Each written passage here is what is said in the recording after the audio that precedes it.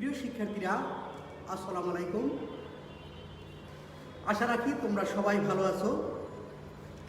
আমি তোমাদের সকলের দোয়ায় এবং আল্লাহর অশেষ কৃপায় এখন পর্যন্ত ভালো আছি, সুস্থ আছি। প্রিয় শিক্ষার্থীরা, আমরা নিয়মিত তোমাদের জন্য যে অনলাইন ক্লাসের আয়োজন করেছি, তোমরা যদি অবশ্যই ক্লাসগুলো দেখো এবং মনোযোগী হও, তাহলে কলেজ বন্ধ থাকা সত্ত্বেও তোমরা বাসায় বসেও অনেকটা এগিয়ে যেতে পারবে। আর যারা ক্লাসে উপস্থিত হওনি তারা খুব দ্রুত জয়েন করে ফেলো এবং অবশ্যই কাগজ কলম এবং ক্যালকুলেটর নিয়ে বসো, যাতে তোমাদের সুবিধা হবে। তাহলে আমি তোমাদের অনলাইন ক্লাসে উপস্থিত হয়েছি আজ প্রকৌশলী মোহাম্মদ সাকিবুল ইসলাম, প্রভাষক, ন্যাশনাল কলেজ, গুলশান, বাড্ডা, ঢাকা।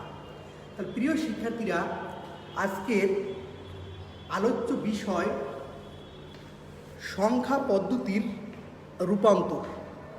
আমি গত ক্লাসেও তোমাদের সংখ্যা পদ্ধতির রূপান্তর নিয়ে আলোচনা করেছিলাম অনেকগুলো।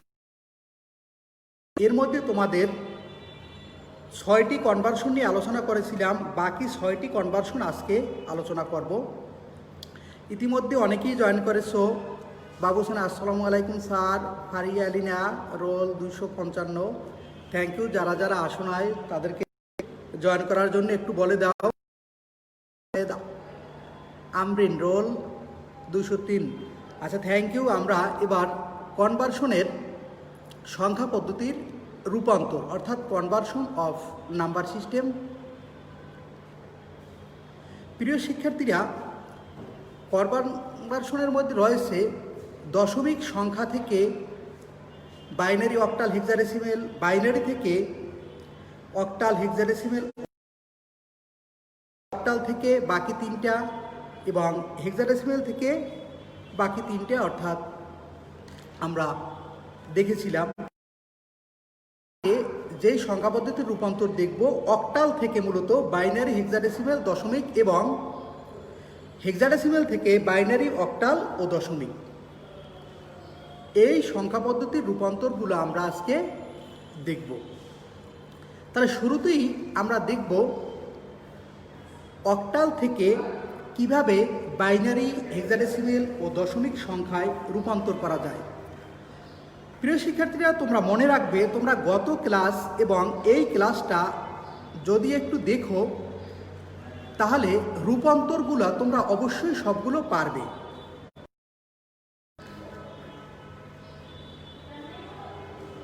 প্রিয় শিক্ষার্থীরা, তাহলে শুরুতেই আমরা উদাহরণ 1 দেখব। উদাহরণ 1-এ রয়েছে 175.634 বেস 8, অর্থাৎ 175.634। এটা একটি অক্টাল সংখ্যা। আমরা কিভাবে বুঝলাম? কারণ এই বেস দেখে, অর্থাৎ এখানে বেস রয়েছে 8, এই 8 দেখে বুঝলাম সংখ্যাটা অক্টাল।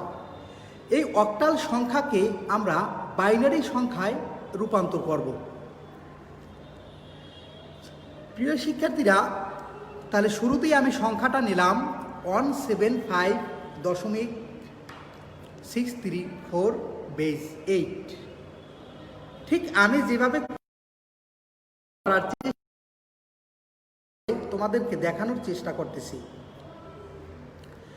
কি করেছি? এরপরে আমি উপরের সংখ্যাগুলোকেই শুধু একটু ফাঁকা ফাঁকা করে দিয়েছি।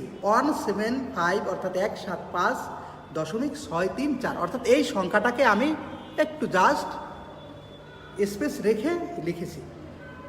যেহেতু অক্টাল থেকে বাইনারি, তোমরা মনে রাখবে যখনই অক্টাল থেকে বাইনারি মানে 3 বিট, হয়তো 3টা দাগ বা 3টা ভাগ বা যা কিছু হোক 3-এর মধ্যে থাকবে, তাহলে প্রত্যেকটা সংখ্যার নিচে আমি 3টা করে টান দিলাম। অর্থাৎ 1-এর নিচে 3টা দাগ, 7-এর নিচে 3টা দাগ, 5-এর নিচে 3টা দাগ। প্রিয় শিক্ষার্থীরা, মানে তোমরা এলোমেলো হয়ে যায় অনেক সময়, কখন 3টা দাগ হবে, কখন 4টা থাকবে। তোমরা মনে রাখবে অক্টাল মানে 3টা দাগ। যখনই তুমি অক্টাল বাইনারির বা কোনো সম্পর্ক আসবে, অক্টালের সাথে কোনো রিলেটেড, মানে 3টা। যখন হেক্সা আসে তখন 4টা। তাহলে অক্টাল মানে 3 দাগ। এবার আমরা দেখব যে আমি 1-এর নিচে 3টা দাগ দিয়েছি, 7-এর নিচে 3টা দাগ দিয়েছি, 5-এর নিচে 3টা দাগ দিয়েছি। প্রিয় শিক্ষার্থীরা, আমরা একটা সূত্র এখানে শিখব 1 2 4 4। তাহলে দেখো এই 1 2 4-এর মধ্যে কোন কোন সংখ্যা যোগ করলে 1 হবে, কোন সংখ্যা যোগ করলে 7 হবে, কোন সংখ্যা যোগ করলে 5 হবে, এটা আমি এবার একটু দেখব। আসসালামু আলাইকুম স্যার, এমনি সাকিব, মোহাম্মদ মহিউদ্দিন, আসসালামু আলাইকুম স্যার, সবাই উপস্থিত হয়েছে, ধন্যবাদ সবাইকে। দেখো, যদি তোমরা না বুঝো কোনো জায়গা থেকে অবশ্যই আমাকে প্রশ্ন করো। প্রিয় শিক্ষার্থীরা, আমি 1 2 4 জানি আমরা 1, একটু খেয়াল করে দেখো, এই উপরে আছে 1, এই 0-র উপরে আছে 2, এইটার উপরে আছে 4, অর্থাৎ 4 আর 2 6, 6 আর 1 7, কিন্তু আমার এখানে দরকার 1। তাহলে বাকি দুইটা, অর্থাৎ সেই যে 1 2 4, 2 এবং 4-এর নিচে 0 এবং 1-এর নিচে 1 বসলো, অতএব রেজাল্ট কত? 1। মনে হয় বুঝো নাই, আবার এই 7 থেকে একটু দেখে একটু বোঝার চেষ্টা করো। আমি এখানে 0 এবং 1 বসাবো, 0 অথবা 1, অর্থাৎ আমার মূল সূত্রটা হচ্ছে 1 2 4। এখন এখানে দেখো 1 2 4 আমার বানাতে হবে 7, তাহলে 1 2 4 এই 3টা ডিজিট যদি আমি যোগ করে আমি বানাবো 1 2 4, এই 3টা সংখ্যাকে আমি যোগ করে বানাবো কত? 7 বানাবো। যদি আমি 7 বানাতে চাই তাহলে 1 2 4 আমার কারে দরকার? 1 দরকার অবশ্যই, 2 দরকার অবশ্যই, 4 দরকার অবশ্যই, মানে 1 আর 2 3, 3 আর 4 7। এর মানে হচ্ছে আমার 3টা 1ও দরকার, 2ও দরকার, 4ও দরকার। অর্থাৎ যেই সংখ্যাগুলো 1 2 4 এর মধ্যে যেই সংখ্যাগুলো আমার দরকার ওই সংখ্যাগুলোর নিচে আমি 1 বসাবো, আর যেই সংখ্যাটা আমার দরকার নেই ওই সংখ্যাটার নিচে আমি 0 বসাবো। তাহলে যেহেতু 1 2 4 এই 4টা ডিজিটকে যোগ করলে হয় 7 এবং 4টা ডিজিটই যোগ করা দরকার হয় 7 বানানোর জন্য, এজন্য 4টা ডিজিটের নিচেই আমি 1 দিয়েছি। আশা করি বুঝতে পেরেছো তোমরা। এবার দেখো 5, ঠিক এক সূত্র 1 2 4। প্রিয় শিক্ষার্থীরা দেখো 1 2 4 আমার যোগ করে বানাতে হবে 1 2 4, এই 4টা ডিজিটকে যোগ করে বানাতে হবে কত? 5। 1 এবং দুইটাকে মনে করো এটার নিচে আছে 1, এটার নিচে আছে 2, এটার নিচে আছে 4। এখন অর্থাৎ এই 1-এর নিচে কত আছে? 1, এই 0-র নিচে আছে 2, এই 1-এর নিচে আছে 4। অতএব আমার 5 বানানোর জন্য যোগ করার দরকার হয় কত? 1 2 4-এর সূত্রের 1 এবং 4। তাহলে 1 এবং 4-এর নিচে আমি 1 বসিয়েছি উপরে, আর বাকিটা বসিয়েছি 0, অর্থাৎ আমার 2 দরকার নেই। হারিয়ে রিনা, আচ্ছা আবার দেখো করে 5 বানাবো, সূত্র জানি, সূত্রটা হচ্ছে 1 2 4। 1 2 4 বলো তো 1 2 4 এই 3টা ডিজিটের কোন কোন ডিজিট যোগ করলে 5 হবে? অবশ্যই 1 এবং 4 যোগ করলে কত হয়? 5। 2 কি যোগ করার দরকার আছে? 2 যোগ করার দরকার নেই, এই জন্য আমি এখানে 0 দিয়েছি। অর্থাৎ এটার নিচে আমি 1, এটার নিচে আছে আমার 2, এটার নিচে 4, আমার দরকার নেই, এই জন্য আমি এখানে দিয়েছি 0। অর্থাৎ 1 2 4 যোগ করার জন্য যেই সংখ্যাটা আমার দরকার হবে না ওই সংখ্যাটার উপরে দেব 0, আর যেই হবে সেই সংখ্যা এরপর যে মানটা পেয়ে যাব সেটাই হচ্ছে বাইনারি মান। তাহলে এখানে আমার 5 বানানোর জন্য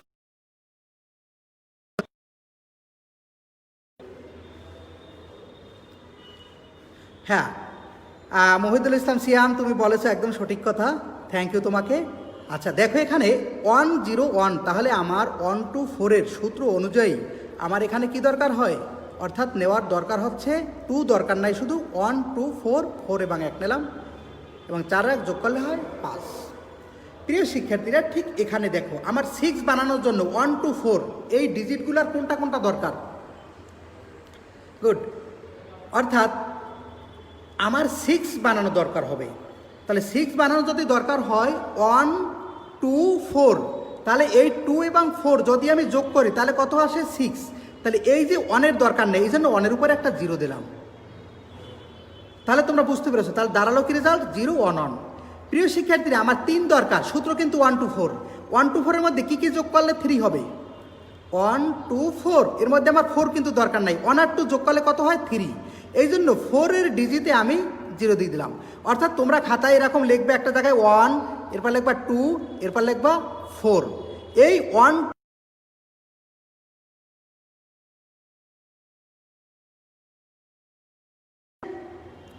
3 হয়ে যাচ্ছে 1 এবং 2 যোগ করলে, তাহলে 4টা দরকার নেই, যেন 4 এর নিচে 0 3। এবার দেখো প্রিয় শিক্ষার্থীরা, এখানে কত আছে? 4।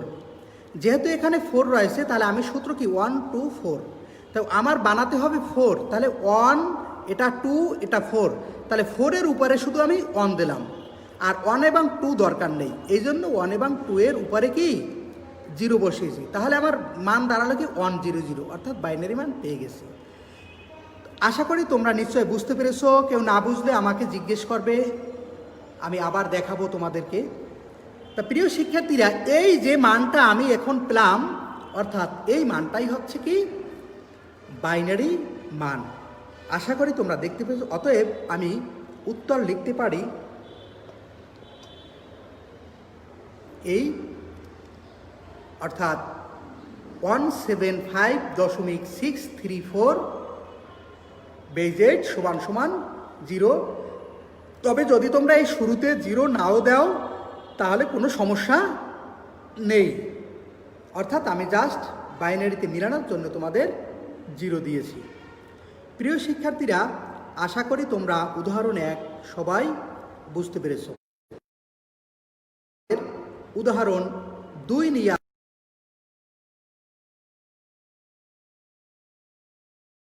করতে হয় সেটা আমি দেখব।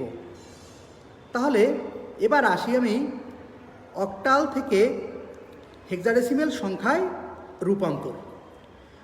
প্রিয় শিক্ষার্থীরা, তোমরা একটা নিয়ম মনে রাখবে, অক্টাল এবং হেক্সা দুইটাই সরাসরি কখনো রূপান্তর করা যায় না। অর্থাৎ তোমাকে প্রথমে কোনো একটা ডিজিটে রূপান্তর করে নিতে হয়। সেটা হতে পারে বাইনারি, হতে পারে অন্য কোনো সংখ্যা। তাহলে আমরা যেহেতু এবার হেক্সা রূপান্তর করব, অর্থাৎ এই অক্টাল সংখ্যাটাকে আমি হেক্সা সংখ্যায় রূপান্তর করব। ডাক্তার আখি আহমেদ, আসসালামু আলাইকুম স্যার, আমি প্রথমা ক্লাসে উপস্থিত হয়েছে, ধন্যবাদ তোমাকে, জন্য আগেই আত্ম করে রেখো। আচ্ছা প্রিয় শিক্ষার্থীরা, তাহলে আমি এবার যেহেতু অক্টাল থেকে হেক্সাডেসিমাল সংখ্যায় রূপান্তর করব, তাহলে শুরুতে আমি সংখ্যাটাকে বাইনারিতে রূপান্তর করে নিই। আর বাইনারিতে কিভাবে রূপান্তর করতে হয় আমি এই মাত্র তোমাদেরকে শিখালাম, অর্থাৎ এই মাত্র তোমাদেরকে আমি দেখিয়েছি যে কিভাবে একটি অক্টাল সংখ্যাকে বাইনারিতে রূপান্তর করতে হয়। তাহলে আমি অক্টালকে ঠিক ওই আগের সংখ্যাটাকেই বা ডিজিটটাকেই আমি জাস্ট এখানে 1 কীভাবে হলো 1 2 4 এই সূত্র অনুযায়ী, তারপর এখানে 7 কীভাবে হলো 1 2 4, অর্থাৎ 3টা ডিজিটই আমার দরকার, এজন্য 3টাই 1 বসেছে। 5 কীভাবে হলো 1 0 1, অর্থাৎ একটু আগে যে তোমাদেরকে জাস্ট দেখালাম। অক্টাল সংখ্যাকে যদি আমি হেক্সাডেসিমেল সংখ্যায় রূপান্তর করতে চাই, সরাসরি করা যাবে না। প্রথমে আমাকে যে কোনো একটা সংখ্যায় রূপান্তর করে নিতে হবে। তবে আমি আমার ক্ষেত্রে সুবিধাজনক হচ্ছে বাইনারিতে রূপান্তর করা, এজন্য আমি তোমাদেরকে বাইনারিতে, সেই বাইনারি থেকে হেক্সাডেসিমেল সংখ্যায় রূপান্তর করা শেখাচ্ছি। তাহলে আমি বাইনারিতে রূপান্তর করে ফেললাম এবং একটা রেজাল্ট পেয়ে গেলাম যে অক্টাল থেকে আমি বাইনারি মান পেয়েছি। প্রিয় শিক্ষার্থীরা, গত ক্লাসে আমি শিখেছিলাম কিভাবে বাইনারি থেকে হেক্সাডেসিমেল সংখ্যা,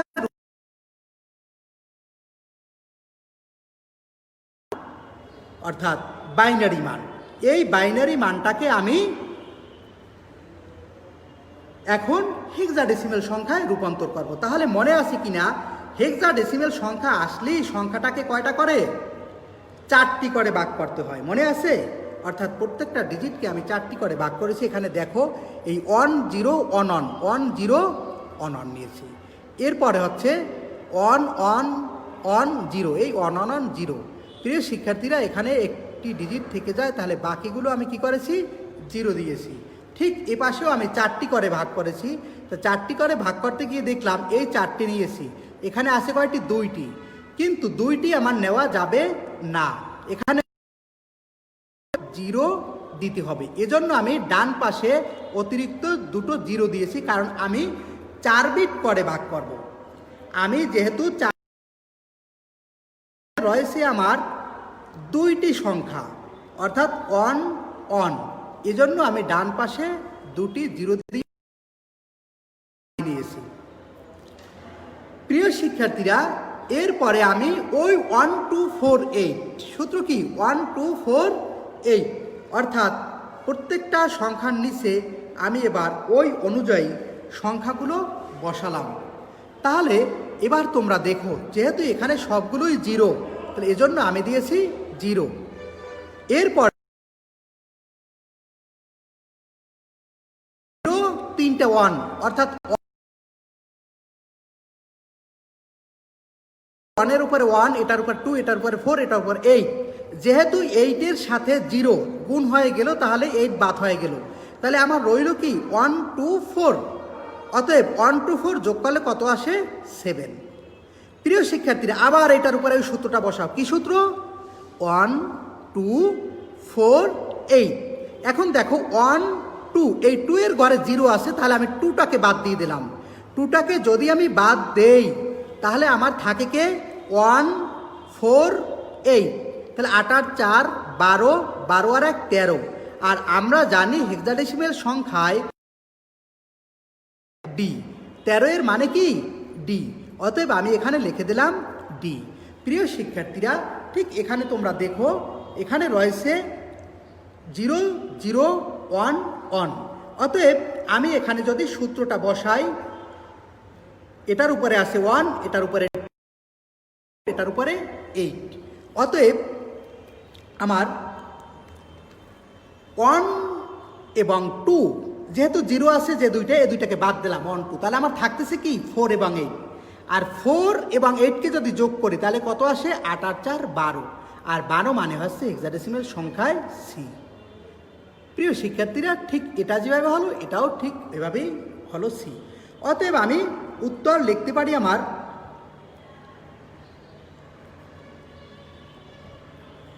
175.63 বেস 8 সমান সমান 7D.CC।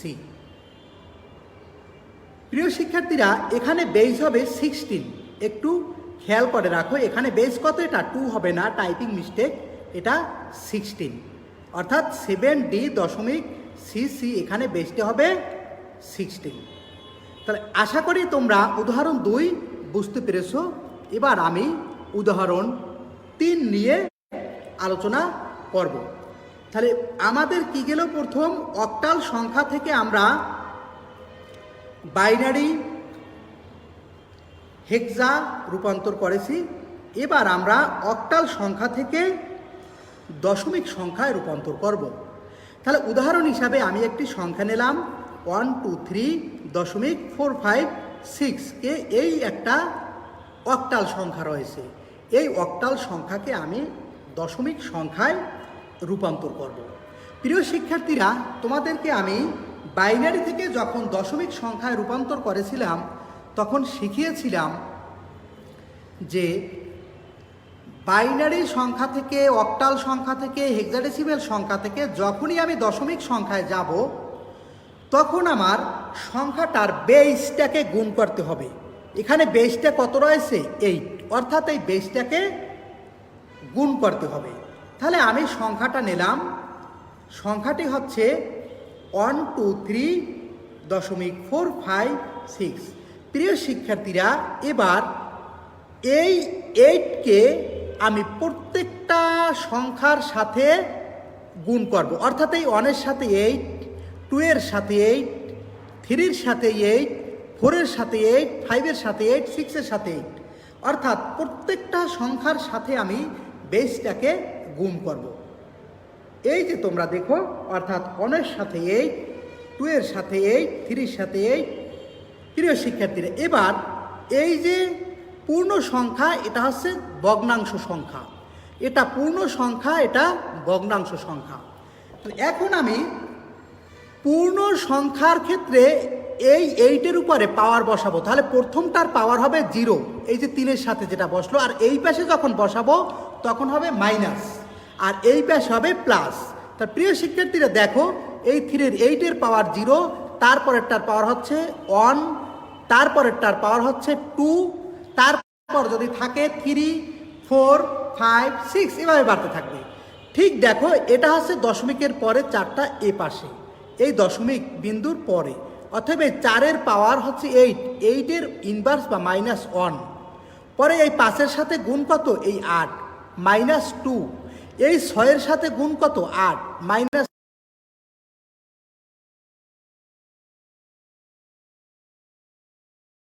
এভাবে বাড়তে থাকবে। প্রিয় শিক্ষার্থীরা, তোমরা আশা করি বুঝতে পেরেছো এই পর্যন্ত। এরপরে দেখো, আমি জাস্ট ক্যালকুলেটর দিয়ে এটা ক্যালকুলেশন করব। ক্যালকুলেশন করলে এখানে কত আসে একটু দেখো। 8 8 64, তার সাথে গুণ 1 কত হলো? 64। তারপর এখানে 8 দুগুণে 16, তারপর এখানে কোনো লগ টু দি পাওয়ার 0 = 1। এই সূত্র অনুযায়ী 8-এর পাওয়ার, অর্থাৎ কোনো কিছুর পাওয়ার যখন 0 হয় তার মান হবে 1। যদি 1 হয়, সেই 1 গুণ কার সাথে? এই 3-র সাথে। তখন 1 × 3 মানে কত আসে? 3। প্রিয় শিক্ষার্থীরা, এখানে দেখো 4 × 8 * 1, 4 × 8 * 1। এর মানে হচ্ছে যে যদি আমি ক্যালকুলেশন করি, ক্যালকুলেটর ধারা করি, বা অর্থাৎ 4 ভাগ 8, তাহলে কত আসে? 0.5। ঠিক এখানে 5 × 18 / 2 বা -2 যদি আমি ক্যালকুলেশন করি, তাহলে রেজাল্ট দাঁড়ায় 0.078125। ঠিক এটাকে 6 × 18 / 3 যদি ক্যালকুলেশন করি, তার রেজাল্ট দাঁড়াবে 0.011788। তাহলে আশা করি তোমরা বুঝতে পেরেছো। জাস্ট এবার আমি যোগ করে দেব। আমার যোগ করলে রেজাল্টটা কত আসলো? অর্থাৎ 83.589844। অতএব বলা যায় 123.45 বেজ 8 = 83.589844। উত্তর তাহলে লেখা যায়, প্রিয় শিক্ষার্থীরা, 83.589844। তাহলে আশা করি তোমরা উদাহরণ 3 বুঝতে পেরেছো। তাহলে তোমাদের আমি একটা পার্ট শেষ করলাম। আজকে যে 2টা পার্ট দেখাবো, একটি পার্ট এর গেল। দ্বিতীয় পার্টে আমরা হেক্সাডেসিমেল থেকে বাইনারি, অক্টাল ও দশমিক সংখ্যায় রূপান্তর করব। কি হেক্সাডেসিমেল সংখ্যা থেকে বাইনারি, অক্টাল ও দশমিক সংখ্যায় রূপান্তর করব। তাহলে প্রথমে আমরা দেখে নেই উদাহরণ 4। এখানে রয়েছে একটি হেক্সাডেসিমেল সংখ্যা। দেখা যায় কিনা, না দেখা গেলে একটু আমাকে বলবে। প্রিয় শিক্ষার্থীরা, উদাহরণ 4-এ দেখো 5A6.1C0 বেজ 16কে বাইনারিতে রূপান্তর করব। আমি তোমাদেরকে আগেই বলেছিলাম, বাইনারি হেক্সা আসলেই 4 বিট বা 4টি করে ভাগ করব। খুবই একটি সহজ পদ্ধতি, তোমরা একটু দেখো সমাধান। এখানে 5A6.1C0 আমি লিখলাম। এরপরে আমি সংখ্যাটাকে জাস্ট একটু ফাঁকা করে লিখলাম। প্রিয় শিক্ষার্থীরা, 5A6.1C0 প্রত্যেকটা সংখ্যার নিচে আমি 4টি করে টান দিলাম। প্রত্যেকটা সংখ্যার নিচে আমি 4 বিট, অর্থাৎ একটু আগে যেভাবে 3 বিট শিখিয়েছিলাম, ঠিক এরকম তোমাদেরকে 4 বিট আকারে টান দিলাম। এরপর আমার সূত্র বসাবো। যেহেতু এখানে 4 বিট, সূত্র হচ্ছে 1248। 4টা ডিজিট মনে থাকবে, 1248। কার ক্ষেত্রে? হেক্সাডেসিমেল সংখ্যার ক্ষেত্রে 1248। তাহলে আমি 4টি করে ডিজিট নিলাম। এবার প্রিয় শিক্ষার্থীরা, ঠিক আগের মতোই দেখা যাক 5 আমার কি কোন কোন সংখ্যা যোগ করলে 5 হবে। দেখো এখানে এটা আছে 1, এটা 2, এটা আছে 4, এটা আছে 8। আমার 1, 2, 4, 8 এই 4টা ডিজিটের কোন কোন সংখ্যা যোগ করলে 5 হয় বলো তো? 4 এবং 1 যোগ করলে হয় 5। এই জন্য আমি এই 4 এবং 1 এই দুইটার উপরে রেখেছি 1 বাকিগুলো 0। ঠিক এখানে রয়েছে এ মানে কত? 10। যদি 10 হয় মানে 10, তাহলে আমার সূত্র কি? 1, 2, 4, 8। তাহলে 1, 2, 4, 8 এর কোনটা কোনটা যোগ করলে 10 হয় বলো তো? 8 এবং 2 যোগ করলে 10 হবে। তাহলে এখানে আছে 8। তাহলে আমি দেখো 8 এর উপরে আমি লিখেছি 1 এবং 2 এর উপরে লিখেছি 1, আর 1, 4 এই দুইটার উপরে লিখেছি। মনে রাখবা আমার হাতে সংখ্যা আছে কয়টা? 4টা। কি কি? 1, 2, 4 এবং 8। এই সংখ্যাগুলোর মধ্য থেকে আমি যোগ করে এই এখন যেই সংখ্যাটা 1, 2, 4, 8 যেই সংখ্যাটা আমার দরকার হবে তার উপরে বা দেব 1, আর যেই সংখ্যাটা আমার দরকার নেই আমি তার উপরে দেব 0। তাহলে ঠিক 6 এরকম করেছি 1, 2, 4, 8। এখানে 4 আর 2 6। ঠিক এখানে দরকার কত আমার? 1 শুধু। এজন্য আমি 1 এর উপরে দিয়েছি 1, এই 2, 4, 8 বাকিগুলো সব 0। ঠিক সি মানে কত? 12। তাহলে 1, 2, 4, 8 8 আর 4 12, আর যেহেতু 0 সবগুলো আমি 0 দিয়ে দিলাম। প্রিয় শিক্ষার্থীরা, তাহলে আমার রেজাল্ট দাঁড়ালো কি? অতএব 5a 6.1c0 16 সমান সমান 0 1 0 1 1 0 1 0 0 1 1 0 দশমিক বা পয়েন্ট 0 0 1 1 1 0 0 0 0। আজিজ আহমেদ রেজাল্ট লিখেছো, বুঝতে পেরেছো নিশ্চয়, থ্যাংক ইউ। প্রিয় শিক্ষার্থীরা, উদাহরণ 4 আমরা দেখলাম, এবার আমরা উদাহরণ 5 দেখব। অর্থাৎ অক্টালকে আমি বাইনারিতে রূপান্তর করা শিখলাম। এবার আমি অক্টাল সংখ্যাকে হেক্সাডেসিমেল সংখ্যায় রূপান্তর করা আমি শিখব, কিভাবে একটি অক্টাল সংখ্যাকে হেক্সাডেসিমেল সংখ্যায় রূপান্তর করতে হয়।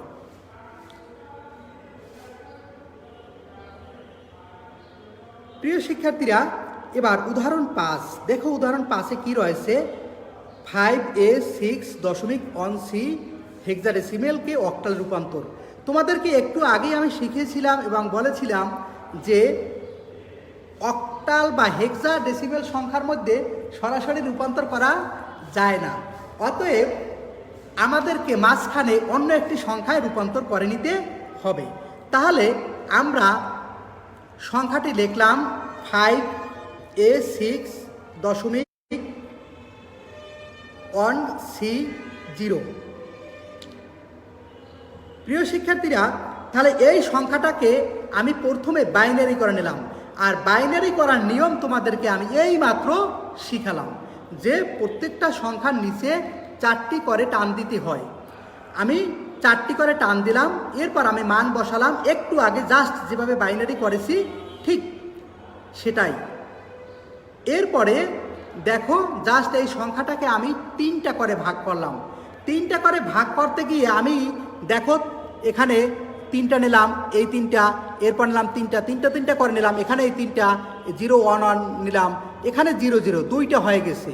প্রিয় শিক্ষার্থীরা, এখানে যেহেতু 2টা হয়ে গেছে আমার 3টা ডিজিট করে নিতে হবে। এজন্য আমি দেখো লাল চিহ্ন দিয়ে তোমাদেরকে চিহ্নিত করেছি যে অতিরিক্ত এই 0টা আমি নিয়েছি। কারণ আমি জানি হেক্সাডেসিমেল সংখ্যা অক্টাল সংখ্যার ক্ষেত্রে যখনই ডিজিট বা বিট কম হবে তখন এটাকে অক্টালের ক্ষেত্রে 3 বিট করে নিতে হবে। যদি একটা থাকে তাহলে 2টা নিতে হবে, যদি 2টা থাকে তাহলে একটা নিতে হবে। তাই আশা করি অক্টালে এইভাবে রূপান্তর করতে হয়, অর্থাৎ হেক্সা থেকে অক্টালে এইভাবে রূপান্তর করব। এরপরে এখন আমার হাতে কি রয়েছে? পেয়ে গেছি। প্রিয় শিক্ষার্থীরা, আমি যে বাইনারি সংখ্যাটা পেলাম এই বাইনারিকে আমি এবার অক্টালে রূপান্তর করব 3 বিট করে। ঠিক মনে আছে কিনা? ওই যে সেই 1 2 4 এর সূত্র অনুযায়ী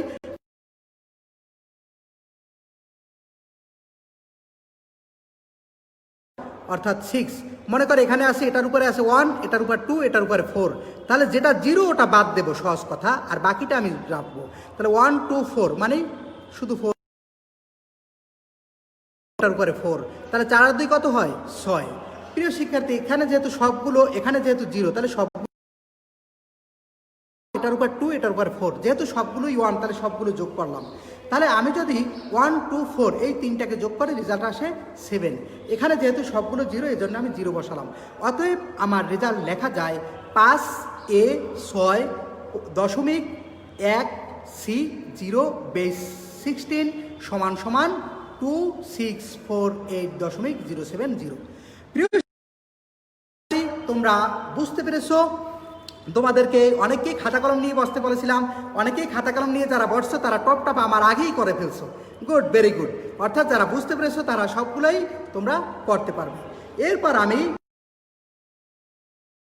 দেখালাম যে কত উত্তর লেখা যায়, 264.6.070।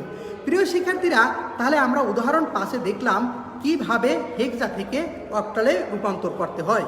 এবার আমরা উদাহরণ 6 অর্থাৎ 6 নম্বর উদাহরণে আমরা দেখব যে কিভাবে হেক্সা থেকে বাইনারিতে অর্থাৎ হেক্সা থেকে দশমিকে রূপান্তর করতে হয়।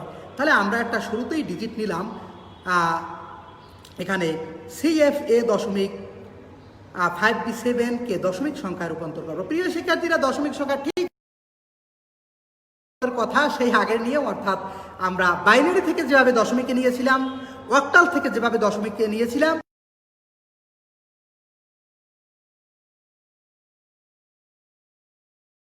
ডিজিটের সাথে আমি গুণ করব। অর্থাৎ এই 7-এর সাথে গুণ দেব 16, এই B-এর সাথে গুণ দেব 16, এই 5-এর সাথে গুণ দেব 16, এর সাথে গুণ দেব 16, প্রত্যেকের সাথে আমি বেসটাকে গুণ করে যাব। তাহলে এবার দেখা যাক কিভাবে আমি গুণ দেই। প্রিয় শিক্ষার্থীরা, আমি গুণ করে তোমাদেরকে দেখিয়ে দিলাম। এরপর পূর্ণ সংখ্যার ক্ষেত্রে আমি পাওয়ার বসাবো 0 1 2 3। ভগ্নাংশ সংখ্যার ক্ষেত্রে পাওয়ার বসাবো -1 -2 -3। এই যে